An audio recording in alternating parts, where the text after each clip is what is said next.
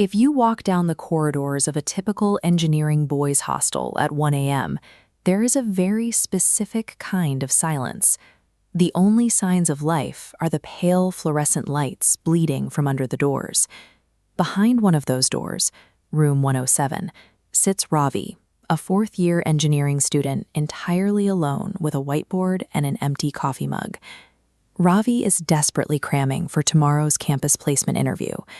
A major tech firm already rejected him, and the pressure of landing a job is mounting. He is so focused on the formulas that his outside world has completely ceased to exist. He doesn't notice the flickering hallway lights or the sudden, heavy silence of the floor. That silence breaks with a heavy thud from the corridor. Ravi assumes it's a drunk student, but then comes a low, guttural growl that sounds completely animalistic. He opens his door to an empty hallway. Tracing the floorboards is a thick, dark liquid, trailing directly out of the common bathroom toward the stairs. It is unmistakable, a thick pooling of bright red blood. His placement preparation suddenly no longer matters. Ravi is now staring at a fresh trail of human blood on the same floor he walked across to get water just an hour ago. Following the trail, Ravi edges toward the pitch-black entrance of the common bathroom. Inside, a figure is crouched over a first-year student. The attacker is covered in blood, violently tearing into the younger student's neck. Ravi recognizes the attacker immediately. It is Virat, his close friend and cricket teammate. But Virat isn't responding to his name. He's moving with an erratic, predatory aggression. A trusted ally is actively hunting down their peers. The campus threat is violently real.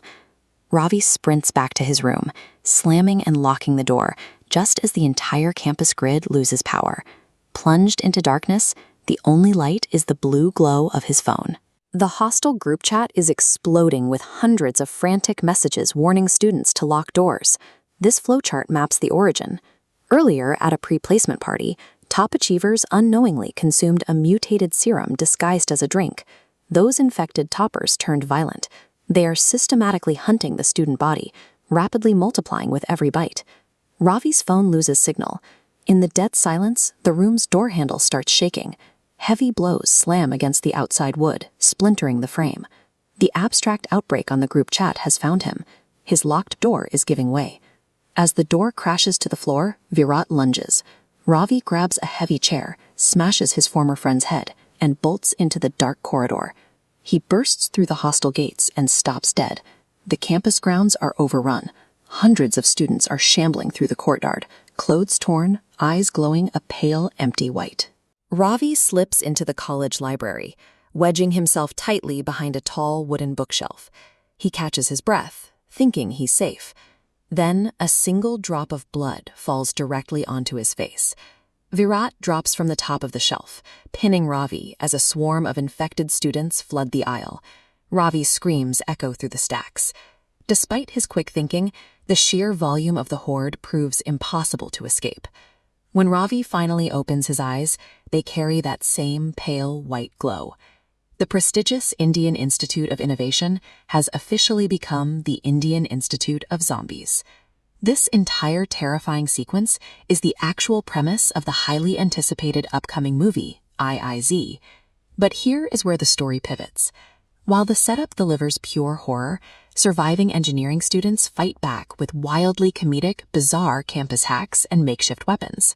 By weaponizing the high-stress environment of college placements, the film turns academic panic into a high-energy zombie survival comedy.